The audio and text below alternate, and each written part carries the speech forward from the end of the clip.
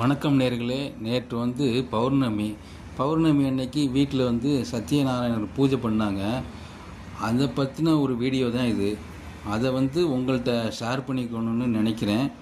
இப்போ அதை பற்றி நான் சொல்கிறேன், பார்ப்போம். இந்த சத்யநாராயணர் பூஜை அன்னைக்கு, அது பௌர்ணமி அன்னைக்கு காலையில் அதிகாலையில் எழுந்து நமது கடமைகள்லாம் செஞ்சு முடிச்சுட்டு பூஜை அறையை நல்லா சுத்தம் செஞ்சுட்டு ஒரு கோலம் போட்டுட்டு சத்யநாராயணர் படத்தை வச்சு மலர்களால் அலங்கரித்து இந்த பூஜையை ஆண் பெண் இருபாலரும் செய்யலாம்.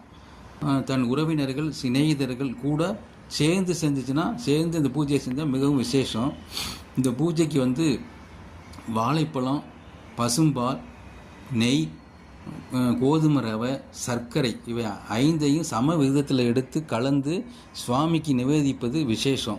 சத்யநாராயணர் படம், சத்யநாராயணர் புக்கு கடையில் விற்கிது, வாங்கி பயன்பெறுங்கள்.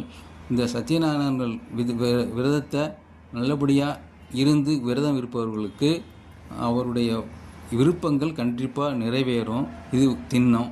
இந்த வீடியோ பிடிச்சிருந்துச்சுன்னா ஒரு லைக் பண்ணுங்கள், ஷேர் பண்ணுங்கள். நன்றி, வணக்கம். சத்யநாராயணர் எல்லோருடைய வாழ்விலும் ஒளி விளக்க செய்வார் என்பது நிச்சயம். மீண்டும் அடுத்த வீடியோவில் சந்திப்போம். நன்றி, வணக்கம் நேயர்களே.